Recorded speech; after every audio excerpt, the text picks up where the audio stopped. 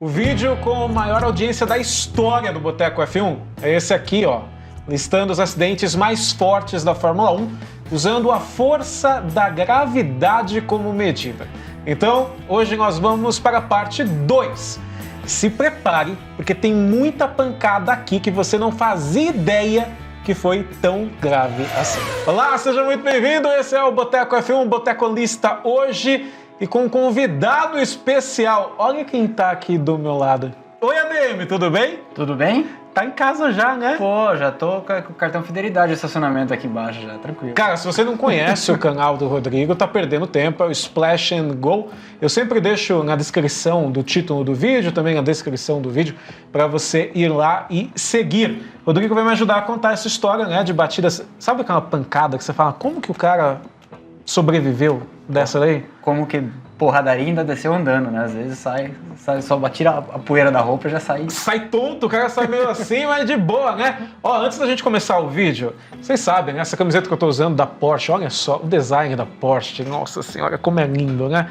Essa camiseta aqui, ó, tá na tsostore.com.br, a parceira oficial do Boteco F1, e eu tenho uma aqui, ó, que tá ainda, ó o barulho. É o som que acabou de sair da embalagem original, tá até com um papelzinho aqui, ó, pra cuidar. Meu torcedor da Red Bull vai pirar nessa camiseta.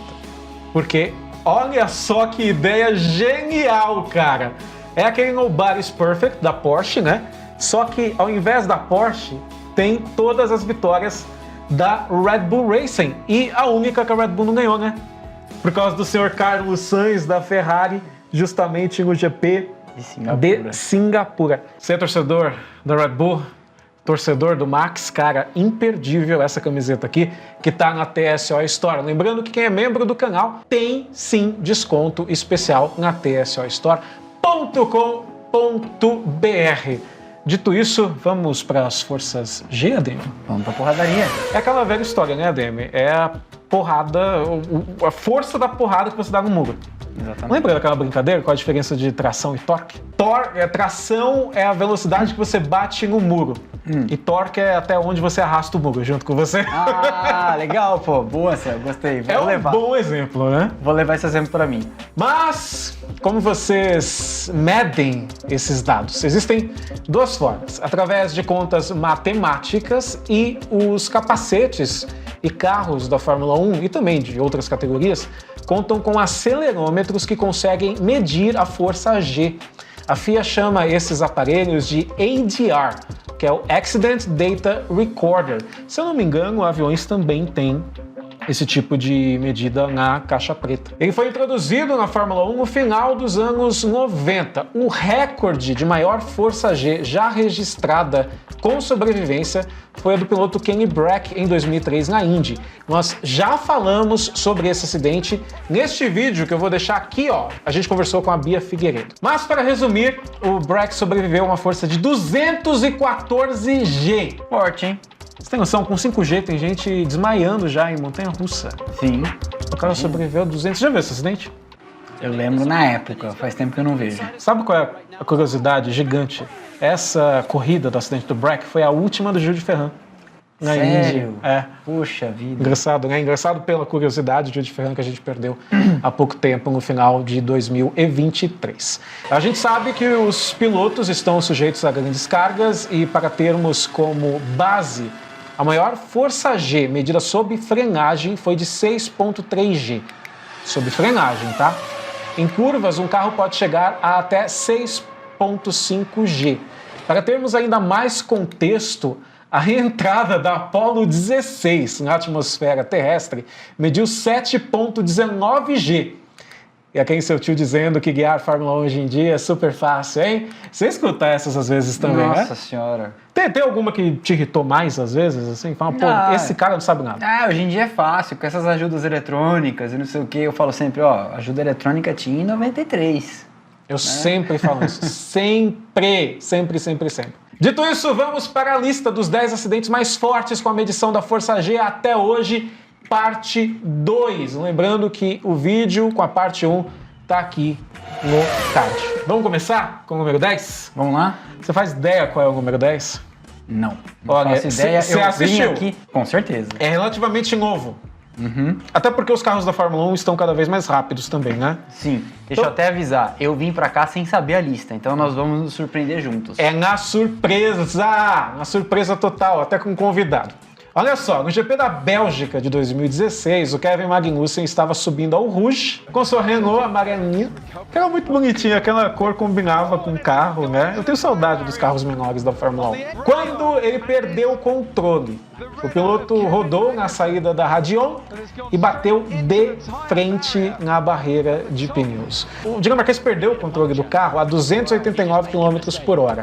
A porrada foi tão forte que o apoio de cabeça da Renault saiu voando.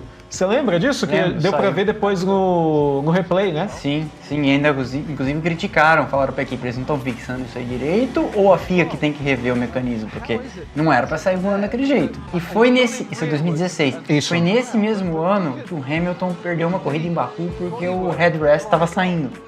Muito bem lembrado. Eu lembro que na época deu falatório isso. Foi surreal. Eu lembro também do monte de fumaça saindo assim do carro. Você escutando o som do motor, você vê que foi uma desaceleração extremamente forte. Extremamente forte. Eu lembro disso, ele perdeu a traseira lá em cima já, e o carro dá uma... e ele aponta pra fora. E ele apontou de frente, né? É, Isso que é o pior de tudo. E ele sobe na barreira também. sobe na barreira. Então foi um acidente muito, muito, muito perigoso. E olha que ele ainda roda antes do impacto, né? Como o ADM falou, o que claramente reduziu a sua velocidade. O acelerômetro da FIA marcou 12,5 G. Magnussen foi levado ao hospital para exames de precaução, mas já tinha saído de sua Renault sozinho e sem maiores problemas. Como diria José de Vasconcelos, desceu chamando Jesus de Genésio, né? Ah, eu adoro esse vídeo. Cadê Genésio? Genésio, onde tá Genésio? Eu vi Genésio.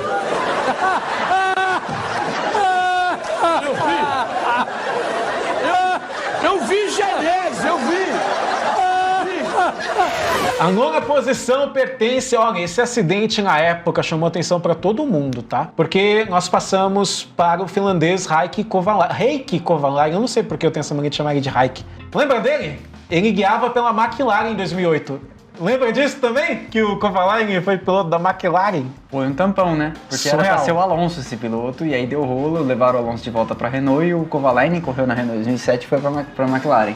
Imagina o que seria Alonso e Hamilton de novo na McLaren em 2008, Não hein? seria, a humanidade não teria sobrevivido.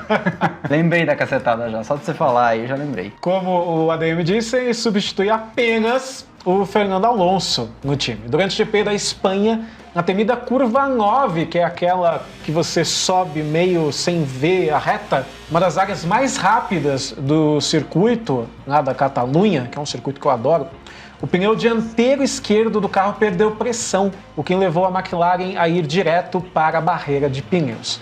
A batida foi tão forte que o carro entrou embaixo de 5 linhas de pneus na área de escape. A equipe de resgate levou 10 minutos para atender o piloto por causa disso. E todo mundo ficou pensando, vixe, já era. Eu lembro de um rádio do Hamilton passando e perguntando, ele tá bem? Ele tá bem? Sim. E não tinha como a McLaren responder, porque ninguém sabia. É, não temos como falar, né? É uma situação complicada, né? E foi um acidente, me lembra muito do Luciano Burti. Isso, muito. Né? É que o do Não Burti sei foi um se vai pouquinho- estar nessa lista. Tá na aqui. primeira. Tá na primeira? O do Burti é uma área mais rápida, até porque aquela Sim. área ali da Blanchimont, né? Aham. É embaixo, né? É uma descida. E sim, e ali... E ali é uma subida. Exato. E ali ainda passa pela... Mas eu digo assim, pela dinâmica, por varar uma área de brita e por entrar embaixo da barreira, né? Porque o Bush também entrou embaixo Lembra da barreira. do Irvine, ele sai do carro, vai Sim. tentar ajudar também a galera. Do Burt foi sinistra, viu? Sinistra, sinistra, sim. Quando bateu, o Kovalainen estava a 241 km por hora. A força do impacto foi medida em 26 G. O piloto apagou completamente, mas recuperou a consciência ainda no momento de resgate, até dando um joinha, aquele famoso joinha, para as câmeras e para o público.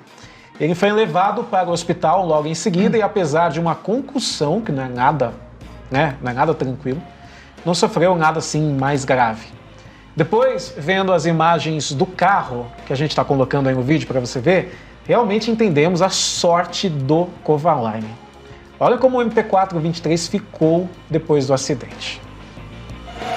Ah, o torcedor vai lembrar agora, hein? No final do GP do Canadá de 2014, o Sérgio Pérez tinha cometido um erro e perdido o terceiro lugar para Sebastian Vettel. Lembra disso? Por causa do erro, o mexicano começou a sofrer a pressão de Felipe Massa, na época, na Williams, aquele foguete que a Williams tinha. No início da última volta, o brasileiro iniciou o movimento para ultrapassar, mas o pneu direito do seu carro tocou com o esquerdo traseiro de Pérez. Os dois perderam o controle de seus carros. Pérez bateu nas barreiras no impacto medido em 32G.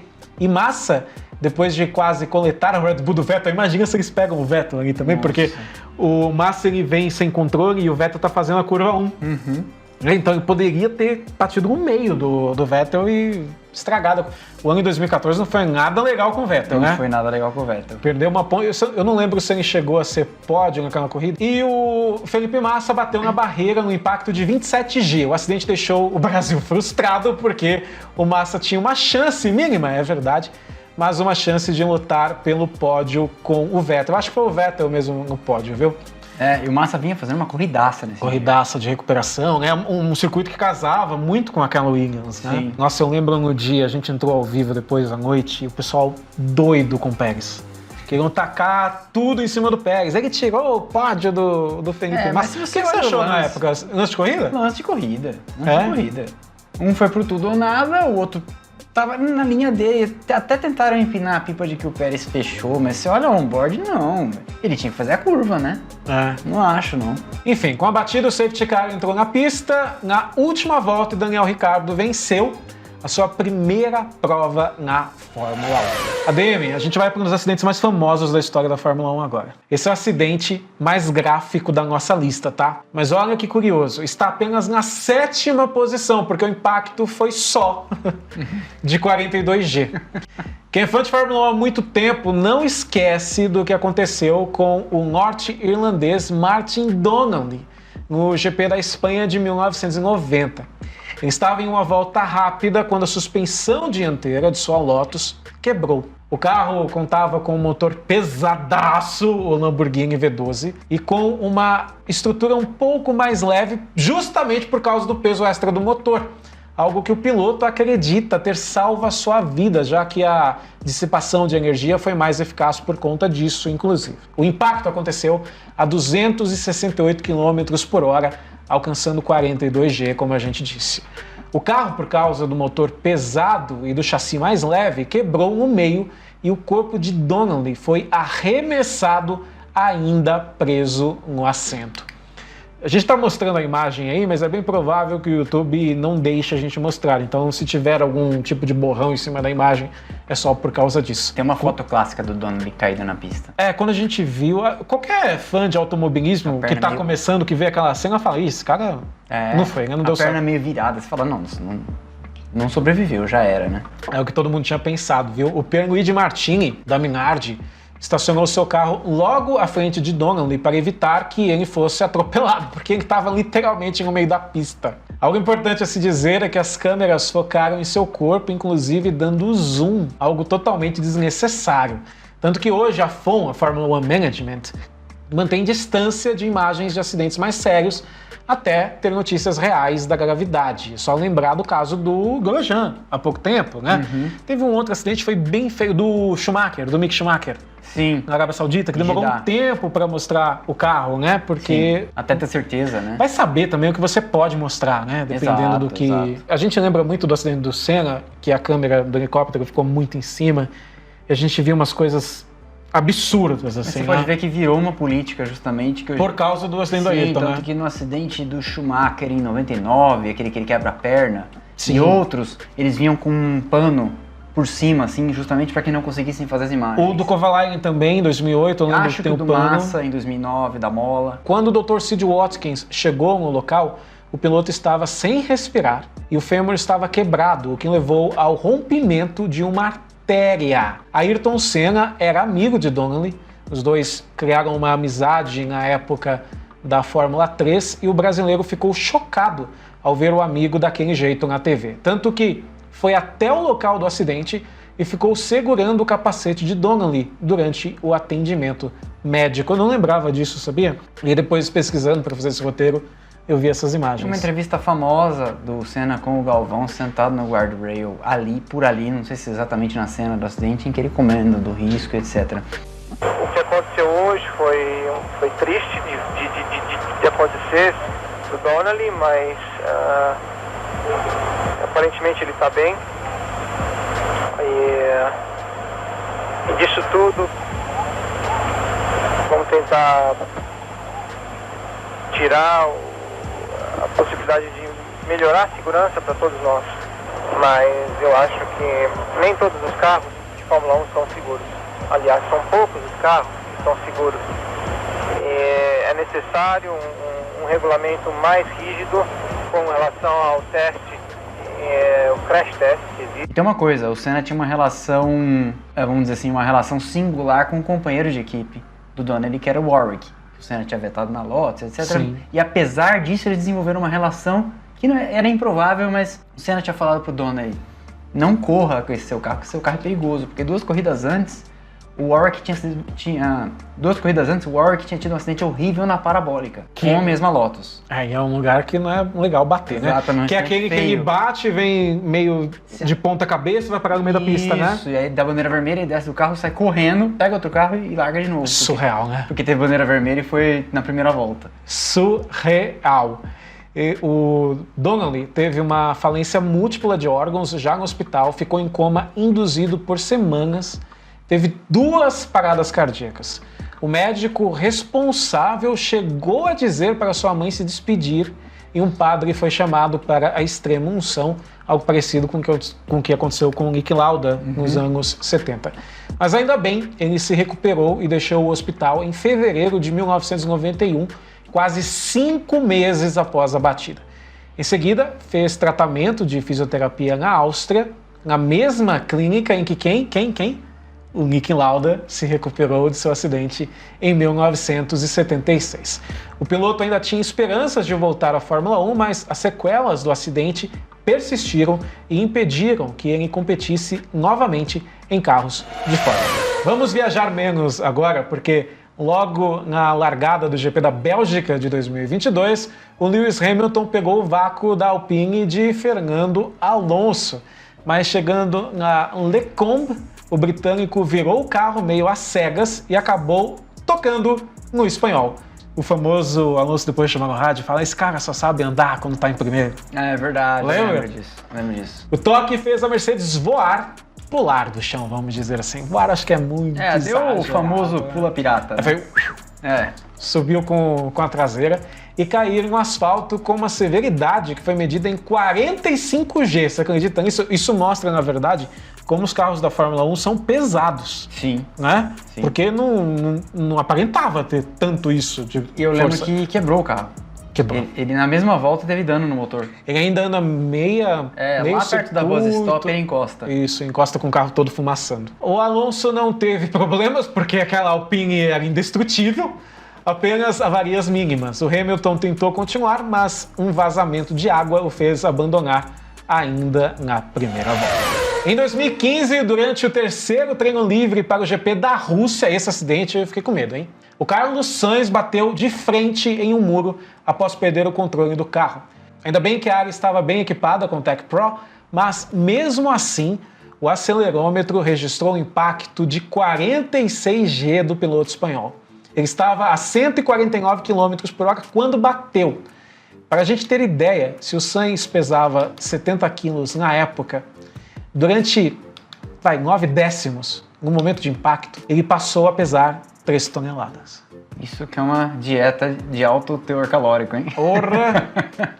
O Sainz foi levado para o hospital, mas foi liberado para participar da corrida no dia seguinte. Você lembra dessa porrada? Lembro. É um acidente menos mainstream, né? Porque era de treino livre, né? Mas eu lembro. Aliás, tem o acidente do Donnelly também foi em treino Ele tava livre. de Toro Rosso, né? Toro Rosso ainda, acredite se quiser. Porque ele Companheiro do Verstappen. e ele passou por... Depois ele vai para a Renault, McLaren e agora piloto da Ferrari. Se você tá vendo esse vídeo no futuro, diz para mim nos comentários onde que ele tá agora. Será que ele tá na áudio? Será?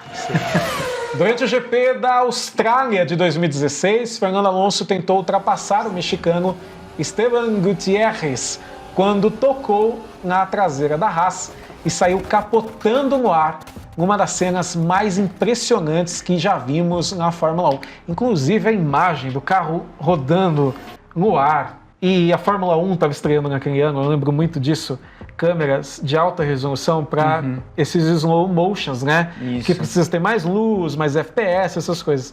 Mano, o acidente foi na cara do cara, né? Exatamente. E aí Porque não é toda curva que tem, né? Isso, e o câmera vem virando assim certinho e pega o carro e o carro... Cara, é incrível, incrível, incrível. Se o cara tivesse dado zoom out enquanto o carro tivesse, sabe, pra dar aquele efeito de vértigo do Hitchcock, ele teria ganhado um Oscar. Foi um dos acidentes mais lindos, né?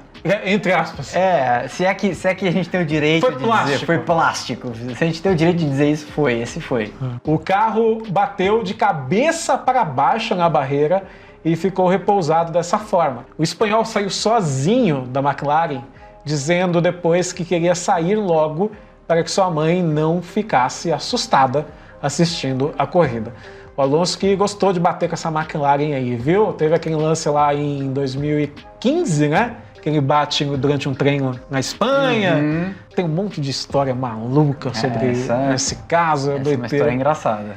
Ele saiu, ficou sentado do lado do carro até receber atendimento. Lesões nas costelas tiraram o bicampeão da corrida seguinte no Bahrein. O relatório da FIA mostrou toda a dinâmica da batida a 305 km por hora. O espanhol sofreu um impacto de 46 G. O incidente foi o primeiro em que a FIA pôde usar uma nova câmera aí, ó, sabia, direcionada para a traseira dos carros a fim de entender melhor o que acontece nas batidas. Foi essa gravação, junto com os dados de bordo, que detalharam o que aconteceu. Cara, esse acidente, se eu não me engano, aconteceu na mesma curva em que o Jacques Villeneuve bateu uma vez de VAR Isso. e matou um fiscal. Lembra disso? Não lembro. E também o Martin Brundle de Jordan em 96, que quebrou o carro ao meio. E depois também saiu correndo pra... Teve bandeira vermelha. Então é uma curva assim, e é um lugar meio estreito, que não tem muita área de escape. Acho até que para as dimensões e para a situação ali, até que aconteceu pouca coisa. Dada a dimensão desses acidentes todos. E hoje o circuito da Austrália tá mais rápido ainda, né? Exatamente. Que é loucura. Vamos pro GP da Inglaterra de 2014. Logo na primeira volta, o Kimi Raikkonen perdeu o controle de sua Ferrari na reta Wellington. Então, nessa reta, ele bateu em um impacto que mediu 47 G. Para piorar um pouquinho a situação, quando o carro voltou para a pista, ele foi atingido pelo Williams do Felipe Massa. O Raikkonen precisou de assistência para deixar a sua Ferrari. O finlandês foi levado para o centro médico, onde foi constatado que ele tinha sofrido pequenas lesões nos joelhos e tornozelos.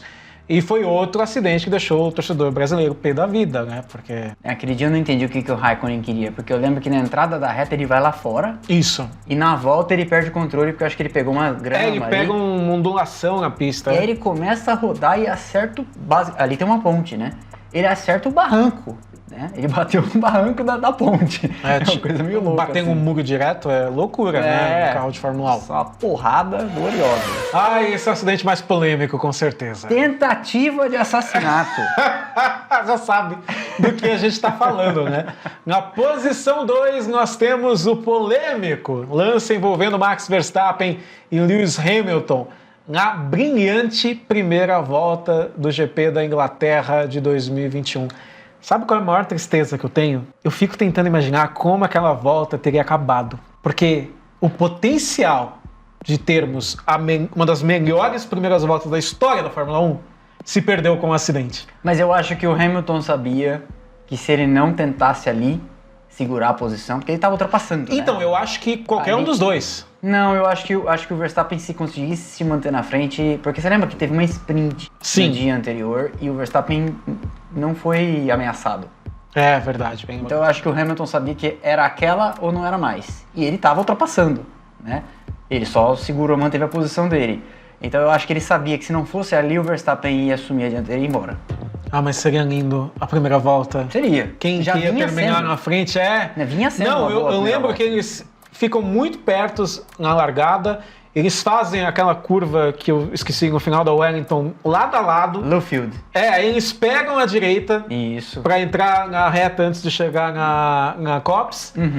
Lado a lado, cara. Eu tava de pé. Eu não assisto na TV, eu assisto de frente pro computador pra preparar as imagens pro Boteco F1 ao vivo. Eu tava de pé na frente do computador.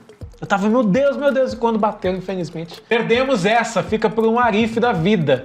Essa batida do Verstappen registrou 51G. Esse viu Genésio, hein? E tem uma imagem muito bonita, inclusive, de alguém na arquibancada. Sim, e ele voa pega pedrinha. certinho, nossa, é cinema. Voa pedrinha e tudo, né? Aquele meme, diz cinema. Perfeito. E vocês estavam me perguntando, Sérgio, tanta porrada forte, qual que é a primeira dessa parte 2? Será que vocês fazem ideia? Olha só, durante a classificação do GP de Mônaco de 2011, o Sérgio Pérez perdeu o controle do carro na saída do túnel e bateu na barreira da Nouvelle Chicane em alta velocidade e, para piorar a situação, de lado.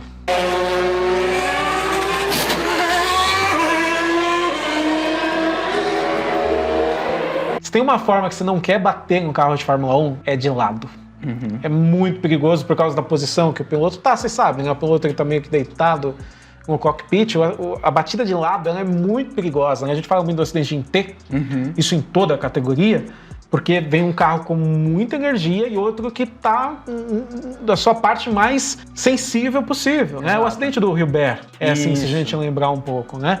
Aqui tivemos em Interlagos uma vez o Gustavo Sonderman na Stock Light, né? Não. Aquela Stock que era de caminhonetinha, de mão montana, assim, lembra? Sim, que foi na Curva do Café? Curva do Café, exatamente. É um acidente perigosíssimo e o Pérez ele sai perdendo o carro no túnel. É bom lembrar que a área ali do túnel é de maior velocidade do circuito de Mônaco e ele vem deslizando de lateral.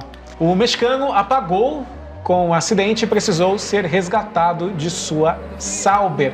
Inclusive, o acidente lembrou muito qual acidente? Paul Wendlinger, de Sauber, também, 94. Primeira corrida depois do acidente fatal do Ayrton, né? E do acidente fatal do Ratzenberger. Imagina como estava a Fórmula 1 naquele momento, né? Aí na corrida seguinte... E ele ficou em coma. Durante um treino livre, né? Em Barcelona. Não, o Wendlinger foi no treino livre, foi na corrida. Foi na sexta, Quinta, né, na verdade. Isso. Antigamente tinha essa parada, né? Na quinta-feira ele bate desse jeito, fica em coma por semanas. Ficou semanas em coma. Ele até voltou pro carro de Fórmula 1. Então, ele acordou, é engraçado, tem o Del Valle, o Carlos Del Valle, que apareceu aqui no Boteco. Delvas, um beijo pra você. Volte a aparecer, tá, gente? O Delvas não aparece mais porque a agenda dele tá uma maluquice, mas eu vou tentar trazer pra mais vídeos aqui. Ele disse pra mim uma vez isso, que é muito difícil entender coma, que às vezes o cara nunca mais sai do coma, e às vezes acorda que nem o Wendlinger, que acordou só. Fala aí, gente, tudo bem? O que foi? O que aconteceu? Traz o jornal do dia. Exato, acordou super bem, né? Doideira, e o acidente foi bem parecido, e bom lembrar que o Wendlinger estava numa Sauber também. Período sombrio da Fórmula 1, porque depois que na corrida seguinte, no treino livre, o Andrea Montermini de Sintec também tem uma... Era assim, tipo, todo final de semana vai morrer um agora. Inclusive, a gente tem um vídeo aqui no Boteco F1 falando dos acidentes de 1994 da Fórmula 1, que eu vou deixar no card aqui. A gente já falou do acidente do Wendlinger na parte 1 dos acidentes, como a gente vai deixar no card. Ele atingiu a barreira de lado a 209 km por hora, isso Sérgio Pérez. O acelerômetro da FIA marcou 81G. Curioso que quando ele viu que ia bater, levantou os dois braços contra o capacete, né? Normalmente os pilotos colocam as mãos aqui, assim, no peito, né? Ele colocou no capacete. O Pérez sofreu uma concussão e ferimentos na coxa, ficou de fora das provas de Mônaco e também do Canadá. Não sei se você lembra disso, eu não lembrava. Ele perde 2 corridas. O companheiro dele era quem? Kobayashi, acho. Quem que substituiu ele, será, hein? Não sei. Coloca aqui nos comentários se você lembra, que a gente não lembra nesse momento. É isso, ADM. Que legal, né? Reviver acidentes malucos assim. Legal pra nós, né?